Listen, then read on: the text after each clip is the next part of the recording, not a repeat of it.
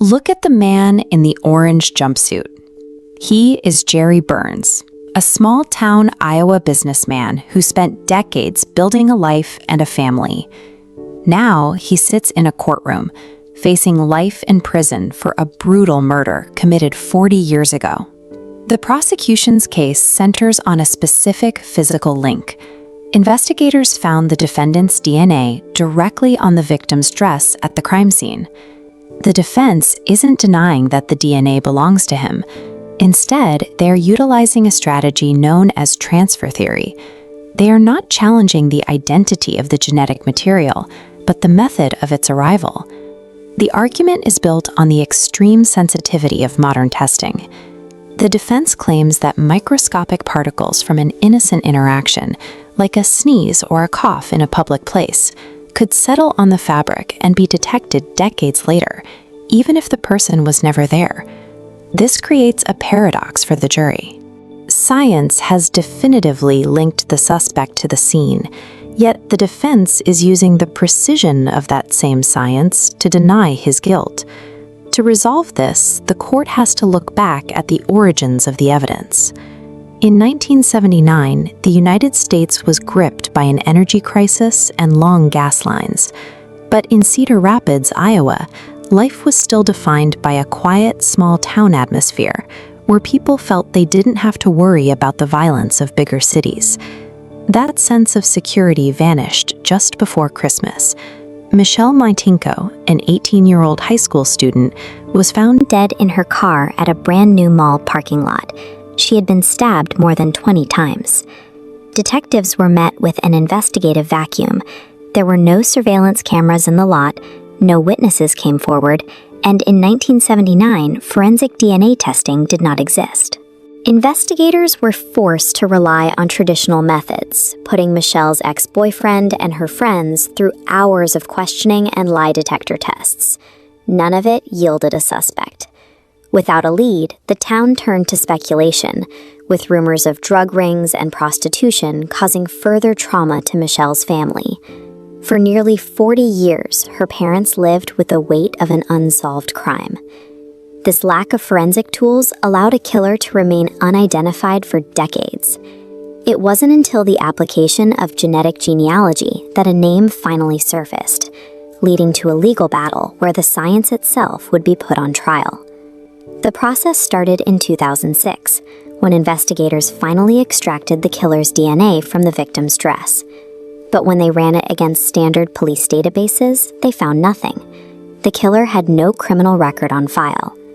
In 2018, the strategy shifted. Investigators turned to consumer ancestry databases, utilizing a pool of over 1 million people who had uploaded their DNA for family research. Step 1 was finding a partial match. They located a distant relative who shared a significant amount of DNA with the unknown suspect, tracing the lineage line back from a woman in Washington state. Step 2 involved building the family tree backward to find a common ancestor, then mapping the branches forward to see where the family had settled. The data pointed directly to a specific cluster in Iowa. Step 3 was applying demographic filters. By sorting for age, gender, and proximity to the crime, they narrowed a sprawling family tree down to 3 specific brothers in the Burns family. This roadmap provided a theory, but it wasn't proof.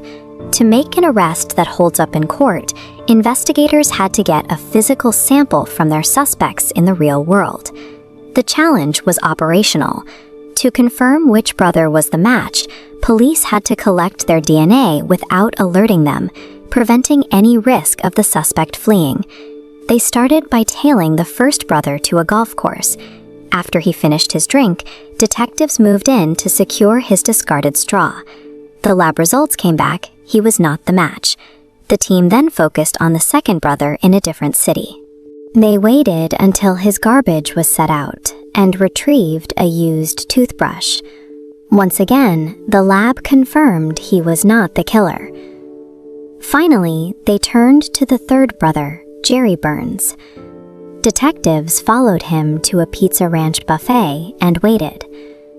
When he finally left the restaurant, They walked to his empty table and carefully collected the drinking straw he had just used. This time, the lab had a different result. The DNA from the Pizza Ranch straw was an exact match to the blood found on Michelle Martinko's dress 40 years earlier. The genealogy funnel had successfully identified a suspect. But while the science had found the man, the prosecution still had to convince a jury that the DNA arrived on that dress during a murder, and not by accident.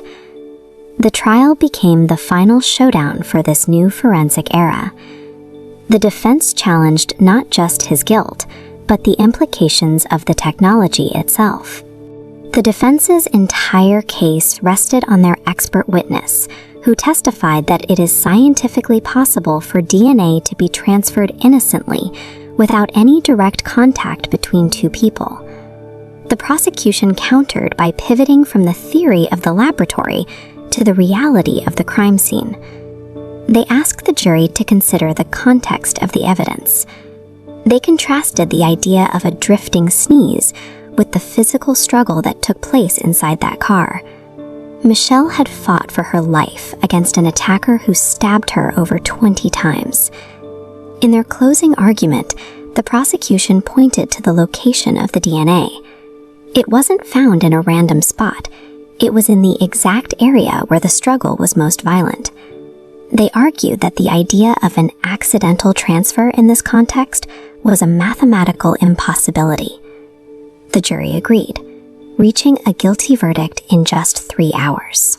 Genetic genealogy provided the map to find a suspect who had been hidden for 40 years, but it was the physical reality of the crime scene that finally secured the conviction.